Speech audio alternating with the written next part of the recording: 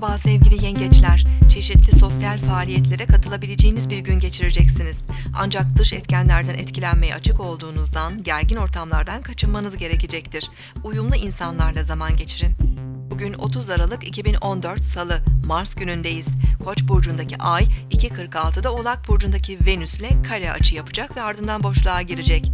Sabah saatlerinde enerjimizi doğru yönlendirmemiz zor olabilir. Huzursuz ve gergin hissedebileceğimiz için ilişkilerimize dikkat etmeliyiz. Öğlen 12.57'de Ay Boğa burcuna geçecek.